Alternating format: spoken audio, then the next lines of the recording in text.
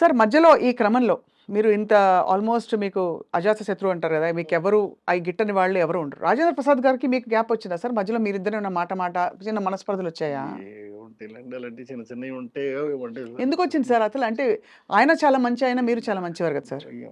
మంచితనం అయినప్పటికీ కూడా చిన్న చిన్నవి ఉంటాయండి. ఇంకా అవన్నీ ఇప్పుడు ఎందుకు మళ్ళీ తిరిగి అంటే నేను అలాగే అనుకున్నాను సార్. కానీ మా ప్రవీణ్ తప్పకుండా ఇది అడిగి తీరాల్సిందే అని చెప్పాడు. ఎందుకంటే మాది కూడా ఇప్పుడు ఈ ఇంటర్వ్యూ కూడా మాకు the knowledge sir. Rajendra Prasad చాలా మంచివాడండి. మంచివాడు కాబట్టే నా ఆర్గానిక్ మావుకి వచ్చేటప్పుడు కూడా చేశాడు మళ్ళీ. ఇది నాకు ఈ సమస్య మాయిలోడప్పుడు వచ్చిందండి. మాయిలోడినప్పుడు వచ్చింది కదా అలాగని చెప్పేసి ఏమీ ఆగలేదు. తర్వాత తర్వాత నేను సినిమాలు చేయలేదండి ఆయనతోటి. తర్వాత ఏదో సరదాగానో ఏదో అలాంటి సినిమా ఒకటి చేశాను. అప్పుడు కూడా ఆయన చేయడానికి సిద్ధపడ్డాడు ఆయన. కానీ మీది భలే కాంబినేషన్ మీ ఇద్దరిది. చాలా మంచోడండి మనిషి. మంచోడు. కాకపోతే చిన్న తిక్క ఏంటంటే చిన్న ఇబ్బంది ఉంటుందండి. చిన్న ఈగోనెస్ ఇంకోటో ఉంటాయి. బతిమాలుకుని చేయించుకోవాలి తప్ప. అదే. సో యాక్చువల్లీ మీకు పెద్ద సవాలే మామూలుగా కూడా అంటే అందరికీ చెప్పి మీకు కావాల్సినట్టు చేయించుకోవడం అనేది. బట్ అంత ప్యాషన్తో ఎన్ని సినిమాలు ఎంత మంచి సినిమాలు తీశారు కృష్ణారెడ్డి గారు మీరు. అండ్ అన్ని హిట్లు, అన్ని గొప్ప పేరు తెచ్చుకున్నాయి, అవార్డ్స్ తెచ్చుకునే సినిమాలు ఉన్నాయి. అసలు యమలీలలో అలీ గారిని పెట్టాలి హీరోగా అని ఎంతమందికి స్ఫురిస్తున్నాడు ఆ టైంలో? ఉండదు ఎవరికి. అంటే అప్పటికి నేను బాగా ఎదిగి ఉన్నానండి. ఇప్పుడు ఏంటంటే అప్పుడు చాలామంది నాకు పెద్ద వాళ్ళు కబుర్లు చేశారండి, పెద్ద హీరోలు. అదేదో ఆలీని పెట్టి చేస్తున్నారట కదా మీరు, మేము చేస్తా ఉండేది అలాగని. ఇవే ఇప్పుడు అంటే ఇప్పుడు వేరే పెద్ద హీరోలు, ఇప్పుడు మళ్ళీ కలుస్తామని చెప్పిన వాళ్ళు. బట్ అప్పుడు వేరే పెద్ద హీరోలు అండి. కానీ చెప్పారా మీకు అలీ గారిని కాదు నేను జాయిన్ చేస్తామని చెప్పారండి. చెప్పినా సరే నేను అలా కాదు, అది అలీ అయితేనే పండుతుంది ఆ సినిమా అని అంటే సరే మీ ఇష్టం మీది చెప్పారు. అక్కడికి సౌందర్య కూడా చెయ్యను అని చెప్పిందండి. చేయనని చెప్పిందండి. అలీ అంటే అలీ గారి అడ్వాన్స్ తీసుకున్న తర్వాత చేయనని కూడా చెప్పేసిందండి. సినిమా చేయను, 15 రోజులు టైం ఉందండి, నేను చేయనలేదు. చేయకపోతే మానేయమ్మా, ఎందుకు చేయవు నేను తెలుసుకోవాలి మరి, ఎందుకంటే 15 రోజుల్లో ఉంది కదా మరి అయితే. లేదండి పెద్ద హీరోలు అందరూ కూడా ఇలాగా ఆలీ పక్కన చేస్తున్నాం ఏమిటి అని చెప్పి కొంచెం హెసిటేట్ చేస్తున్నారండి అని చెప్పింది. సరే పాపం సర్లే తప్పే ఉందమ్మా, నీ భవిష్యత్తు నువ్వు ఆలోచించుకోవాల్సిన అవసరం మాత్రం డెఫినెట్గా ఉంది. నువ్వు ఆలోచించుకో, ఏం ఇబ్బంది లేదు, నేను వేరే హీరోయిన్ పెట్టేసుకుంటానులే అని చెప్పి వెళ్ళి ఇంద్రజని ఫైనలైజ్ చేశానండి. ఏంటి సార్? ఇంద్రజ గారు. ఇంద్రజని ఫైనలైజ్ చేసి అప్పుడు ఏదో చిన్న బేబీ లైట్ ఉంటే ఆ లైట్ వేయండి అని చెప్పి ఏదో షూటింగ్లో ఉందండి ఇంద్రజ. లైట్ వేస్తే చూసి అమ్మాయి బాగుంది ఓకే అని చెప్పాను. అంటే నేను ఆలోచించాలి ఫేస్ వరకే కదా, నేనేమి ఇవన్నీ చూడవలసిన అవసరం నాకు లేదు. ఎప్పుడు అసలు మీరు ఒక అది అంటే కన్సిడర్ చేయలేదు సార్ ఫిగర్ ఎలా ఉంది? ఎప్పుడు ఫిగర్ గురించి నేను పట్టించుకోనండి, ఫేస్ మాత్రం పట్టించుకుంటాను. చాలా ఎక్కువ పట్టించుకుంటానండి. ఎంతంటే నేను బాగా డీపర్గా వెళ్ళిపోతానండి. అంత పర్ఫెక్షన్ వస్తుందా రాదా, ఎక్స్ప్రెషన్ అంటే కళ్ళతోటి చెప్పేది ఉంటుందండి, చిక్స్తో చెప్పేది ఉంటుందండి, నవ్వుతో చెప్పేది ఉంటుందండి, ఇట్లా రకరకాలుగా ఉంటాయండి, నొసలతో చెప్పేది ఉంటుందండి. ఇవన్నీ పలుకుతాయా పలకవా అని మాత్రం చెక్ చేసుకుంటానండి. చేసుకున్న తర్వాతే నేను ఓకే చేస్తానండి.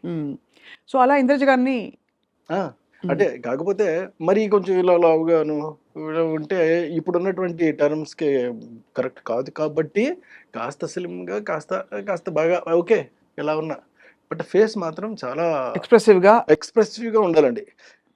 మళ్ళీ గుడ్గా ఉందా బ్యాడ్గా ఉందని కూడా నేను చూడనండి, ఎక్స్ప్రెసివ్గా ఉండాలి అది. అంటే చెప్తా ఉంటే చాలండి, చిన్న అంటే ఇప్పుడు చూడండి, ఇప్పుడు నేను మీతో మాట్లాడుతున్నాను, నేను మాట్లాడుతూనే చిన్న ఎక్స్ప్రెషన్స్ మీకు పలుకుతూ ఉంటాయి. అవును, అలా పలకాలండి. గ్రేట్ సార్, చాలా బాగుంది. అయితే మీరు ఇంద్రజ గారిని తీసుకొచ్చినాక మళ్ళీ ఎలా? ఇంద్రజ గారిని తీసుకొచ్చిన తర్వాత మళ్ళీ తర్వాత మాయిలోడి సినిమా కంప్లీట్ అయిపోయిందండి. తర్వాత ఎమ్మెల్యేల సినిమా కంప్లీట్ అయిపోయిన తర్వాత శుభలగ్నం సినిమాకి వచ్చినప్పుడు సౌందర్య ఫోన్ చేసి, సార్ నేను ఒక చిన్న తప్పు చేశాను, నేను రెక్టిఫై చేసుకునే ఛాన్స్ కోసం నేను చూస్తున్నాను సార్, మీరు అవకాశం ఇస్తే. అదేంటమ్మా అంత మాట అన్నావు నువ్వు? అదేంటి నీ సొంత అన్నయ్య లాంటి వాడు నేను, చెప్పమ్మా నీకు ఏం కావాలో చెప్పు అంటే, లేదండి మీ సినిమాలో నేను కనీసం నిలబడినా సరే సరిపోద్ది, సౌందర్యం ఉంది అనేటటువంటి చిన్న పదం వినిపిస్తే చాలు నాకు. అలా సరేనమ్మా నేను ఏదో ఒకటి చేస్తానులే అని చెప్పి అప్పుడు ఈ సాంగ్ చేశానండి బాబు మోహన్ పక్కనే. మరి బాబు మోహన్ పక్కన చేస్తావా అని కూడా అడిగానండి.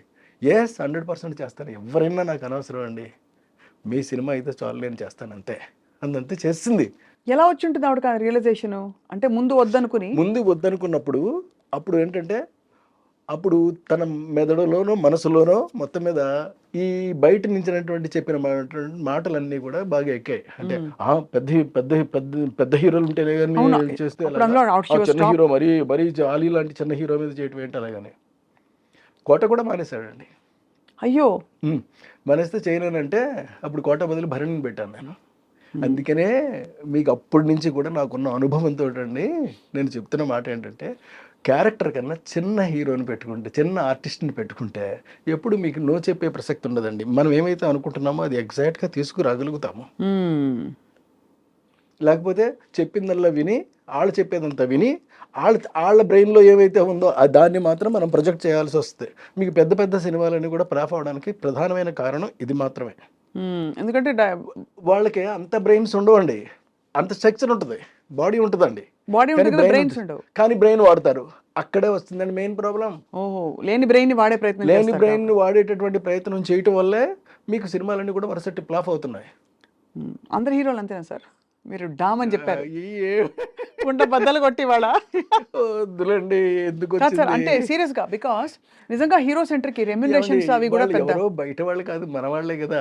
అవును అంతే కదా, చించుకుంటే కాళ్ళ మీద పడుతుంది అనేది సామెత ఉంది మనకి. అవును, ఎందుకు మనం చించుకుని మన కాళ్ళ మీద మనమే పడేసుకోవడం? వాళ్ళు మన వాళ్ళే కదా. పోనీ ఒక క్లాత్ వేసి అప్పుడు కడుపు చించుకుందాం సార్, క్లాత్ తీసేయచ్చు. అంటే నేను అడగడం అది కాదు సార్, నిజంగానే హీరో సెంట్రిక్ సినిమా బాగా అది ఇంకో స్కూల్ ఆఫ్ థాట్. అంటే హీరో కోసం డైలాగులు ప్లానింగ్, స్క్రీన్ ప్లే ప్లాన్ చేయడం, అది ఇది అలా ఆ స్కూల్ ఆఫ్ డైరెక్టర్స్ కూడా చాలా మంది ఉన్నారు. వాళ్ళు కూడా సక్సెస్ఫుల్ గా రన్ అవుతున్న వాళ్ళు ఉన్నారు తప్పకుండా. అవును కదా సార్, అంతే కదా. కథే ఇదిగా పెట్టుకున్న వాళ్ళందరూ కూడా కథ మీద రన్ అవుతారు సార్. సినిమా మీద, సినిమాకి దానికి సంబంధించినటువంటి అనువుగా హీరో మంచి అన్న చేయొచ్చు, చెడు కూడా చేయొచ్చు అండి. ఏదైనా చేసినా సినిమా హిట్ అవ్వడానికి ఏం కావాలో అది మాత్రం కోరుకుంటారు, దాన్నే ప్రజెంట్ చేస్తారు. అప్పుడే డెఫినెట్గా ఆడతాయి కూడా రండి. మన సుకుమార్ గారు ఈ రెండింటిని బ్లర్ చేసి కథలో ఉండే ఇంపర్ఫెక్షన్స్ హీరోలో, అంటే కొంచెం ఇలా పెట్టుకోవడం కానీ, పుష్పరాజు లేకపోతే తగ్గేదేలే అంటాం, అదేం తప్పేం లేదండి, అది క్యారెక్టరైజేషన్ అయినప్పుడు. అప్పుడు మరి వాళ్ళు పెద్ద హీరోలు అయ్యింది, స్టార్ మెటీరియల్ అయ్యింది కూడా వాళ్ళు ఒదిగిపోయినట్టే కదా క్యారెక్టర్ లో. అల్లు అర్జున్ గారు ఫర్ ఎగ్జాంపుల్ రియల్లీ అక్కడ చాలా బాగా చేశాడండి అతను. అవును, నేషనల్ అవార్డు వచ్చింది ఆయనకి. సో అలా అంటే ఇప్పుడు కొద్దిగా మేబీ కృష్ణారెడ్డి గారు ఈ నెక్స్ట్ సినిమా కూడా వీఆర్ వెయిటింగ్ సార్. మంచి సోషల్ ఫ్యాంటసీ చూసి ఎన్రోల్ అయింది సార్, మీరు చెప్పిన ద నాలెడ్జ్ టైప్. ఎందుకంటే మనకి ఎంతసేపు ఈ ప్లేన్లోనే లేదు, అలాంటివి కాకుండా లేదండి, కంప్లీట్గా ఒక కొత్త సినిమాని కొత్త జోనర్లో కొత్తదనం క్రియేట్ చేసినట్టే నేను చూపెడతాను సినిమానండి. ఎందుకంటే నాకు గ్యాప్ కూడా వచ్చేస్తుంది. ఈ గ్యాప్లో నేను ఏం చేశానంటే ఖాళీగా అయితే లేనండి, ప్రతి క్షణం పని చేస్తూనే ఉన్నానండి. అందులో కొన్ని పనులు చెప్తాను మీకు ఏం చేశాను అని. నేను రాబోయేటటువంటి నా జీవితానికి సరిపడా నేను కథలన్నీ అల్లేసుకుని రెడీగా పెట్టేసుకున్నానండి సినిమాలు తీయడానికి. నా దగ్గర ఇప్పుడు 10 కథల స్టోర్ ఉన్నాయండి, బాబా స్టాక్ ఉన్నాయి. ఇందులో ఇవన్నీ కూడా నేను చేస్తానండి. ఒక మెజిషియన్స్ లవ్ స్టోరీ రెడీగా ఉంది సిద్ధంగా. మెజిషియన్ లవ్ స్టోరీ అండి, love story of A magician. Next అమ్మ పుట్టినవారు ఒకటి సిద్ధంగా ఉందండి, గంధర్వవనం ఒకటి రెడీగా ఉంది. ఇలాంటి ఒకటి కాదండి, ఎన్నున్నాయో 10 సినిమాలు నేను సిద్ధం చేసి పెట్టుకున్నానండి. కానీ ఎక్కడి నుంచి పుడుతున్నాయి మీకు ఇప్పుడు? అంటే what is influencing your thought into certain kinds of stories? Your good question అండి, మళ్ళీ మిమ్మల్ని అభినందిస్తున్నా. నాకు అంటే ఒక మనిషికి ఒక జెల్ ఉంటుందండి, అది బ్రెయిన్లో అన్నా ఉండొచ్చు, బాడీలో అన్నా ఉండొచ్చు, ఏదన్నా ఉండొచ్చు అండి. అది బ్రెయిన్లో ఉంటే ఒకలా ఉంటుందండి. అది బ్రెయిన్లో ఉన్న వాళ్ళు ఏం చేస్తారంటే, నా దగ్గర ఈ కథల యొక్క సంఖ్య పెరిగిపోతూ ఉన్నప్పుడు ఇప్పుడు నేను ఏం చేశానంటే చెప్తాను మళ్ళీ మీకు. నేను అందమైనటువంటి కథలు 1 పేజీలో కొన్ని రాసేసుకున్నానండి. దరిదాపుగా ఒక 20 కథల దాకా రాసేసానండి. ఈ 20 కథల్ని వారానికి ఒకటి చొప్పున యూట్యూబ్లో రిలీజ్ చేస్తానండి. ఈ 20 కాదండి, దరిదాపుగా నాకు 6 ఏళ్ళకి సరిపడే కథలు ఉంటాయండి వారానికి ఒకటి చొప్పున రిలీజ్ చేయడానికి. యూట్యూబ్లో యూట్యూబ్లో చేస్తానండి. ఇది కాకుండా అంటే యూట్యూబ్లో సినిమాలు తీస్తారు, బుజ్జి బుజ్జి సినిమాలా? చిన్న చిన్నవి ఓన్లీ 5 నిమిషాల పాటు నేను అందంగా చేస్తానండి. నా డిక్షన్లోనే ఉంటుందండి. ఎవరి కోసం, ఎవరి కోసం, ఆడియన్స్ కోసమా సార్? అంటే ఎందుకు అడిగానంటే audience are crazy to see such kind of things, new things, something new you want to tell without putting in the effort of a full film. 5 నిమిషాలు చేస్తారు. 5 నిమిషాల్లో ఒక కథ చెప్పేస్తారండి. ఇలాంటి కథలు నా దగ్గర చాలా ఉండిపోయినాయి. అవన్నీ కూడా చేసుకుంటూ వెళ్ళిపోతానండి. అవి చేస్తే నాకు వారానికి ఒకటి చొప్పున రిలీజ్ చేస్తే 6 ఏళ్ళు సమయం పడుతుందండి నాకు. బాబోయ్, అన్ని కథలా సార్? అంటే ఇది 52 into 6, 52 వారాలు ఇంటూ 6. 52 వారాలు ఇంటూ 6, 300 కథల పైన నా దగ్గర సిద్ధంగా ఉన్నాయి. నేను ఇప్పుడు 20 రాశానండి. రాయడమే ఇంకా రాసుకుంటూ పోతానండి ఇక్కడి నుంచి. ఇది కాకుండా మళ్ళీ ఇంకొక పని చేస్తానండి. అదేమిటి అని అంటే, ఇప్పుడు ఆడియన్స్కి చాలా మందికి మ్యూజిక్ అంటే చాలా ఇష్టం నాది. సో నేను మ్యూజిక్ చేయకుండా ఉండడం అనేటటువంటిది నేను నేరంగా ఫీల్ అయ్యానండి. తప్పు చేస్తున్నానేమో అని నాకు ఫీలింగ్ వచ్చింది. సరే, అందుకని మరి ఆడియన్స్ ముందుకి ఎలా తీసుకెళ్ళాం? Private album, no, don't do a somebody who did already something new. అంటే సంథింగ్ న్యూ అంటే మళ్ళీ ఇది న్యూ అని మీరు అడగొచ్చండి. కాకపోయినా ఉన్నట్లు ది బెస్ట్ సెలెక్ట్ చేసుకోవాలి మనం. అలా నేను సెలెక్ట్ చేసుకున్నా. అదేమిటి అని అంటే, ఇప్పుడు యూట్యూబ్లోను ఈ మధ్య ఒక పాట ఒకటి వచ్చిందండి, రాధమ్మ అలాగే ఒక పాట. మీరు చూసారో లేదో? రాధమ్మ అది బాగుందండి, చాలా బాగుంది, మంచి పాట. అలాగే బుల్లెట్ బండి ఎక్కి వస్తానప్ప, నీ బుల్లెట్ బండి వచ్చేస్తావా డుగ్గు డుగ్గు డుగ్గు డుగ్గు అని. సో చూసారా అంటే ఇవన్నీ ఇప్పుడు అది తానే పాడింది, ఇక్కడ తాను పాడలేదండి. అంటే తాను పాడినా తాను పాడకపోయినప్పటికీ కూడా అవి ప్రజెంట్ చేస్తున్నారు. అవును. సో ఇలా నేను ఎందుకు చేయకూడదు అని నాకు ఒక పెద్ద ప్రశ్న వచ్చింది. అప్పుడు నేను నెలకు ఒక పాట ఒకటి చొప్పుని రిలీజ్ చేసుకుంటూ పోతానండి. Lyric already ready? ఏది రెడీ లేదు, ట్యూన్స్ మాత్రం రెడీ అండి. మీకు ట్యూన్స్ మాత్రం రెడీగా ఉన్నాయి, వాటిని రాయించడం ఎంతసేపు రాయిస్తారండి? రాయించుకోవడం, శుభ్రంగా పాడించుకోవడం, మార్కెట్లోకి నేనే యాక్ట్ చేస్తానండి. అది నేనే చేస్తాను. ఎవరో కహమ్మాయినో ఇంకోటి వేసుకుంటానండి. వేసుకుని చాలా జాగ్రత్తగా, సింపుల్గా కొత్త కల్ట్ ఆఫ్ కంటెంట్, కొత్త కల్ట్ ఆఫ్ కంటెంట్ని మనం క్రియేట్ చేసి ఇస్తాను. ఇది ఒకటోది. ఇంకోటి మీకు యూట్యూబ్లో చెప్పానండి. మూడవది ఉందండి. మూడోది ఏంటంటే, ఎస్పి బాలు గారు, చిత్ర గారు ఎన్నో పాటలు నాకు సూపర్ డూపర్ హిట్లు పాడారు. అవును. అందుకని నేను వాళ్ళ నేను పాడుతున్నట్టుగా, యాక్చువల్గా నేను పాడడం కాదండి, అది బాలు గారే పాడడం, కానీ నేను నటిస్తాను అంతే. బాలు గారి పాటకి, చిత్ర గారి పాటకి ఎవరినైనా ఇంకో లేడీ ఆర్టిస్ట్ని వేసుకుంటానండి. వేసుకుని మిగతా ఆర్కెస్ట్రా అంతా పాట అలాగే వస్తుందండి. అదెందుకు సార్? ట్రిబ్యూట్ లాగా? ఏది? మీ ఊరికి ఒక బ్యూటిఫుల్ మెమరీ లాగా? కాదండి, వాళ్ళందరికీ కూడా ఒక మెమరీని మళ్ళీ తిరిగి ఇవ్వడం కోసం నేనే పాడుతూ, నేనే యాక్ట్ చేస్తూ సూపర్ చేస్తానండి.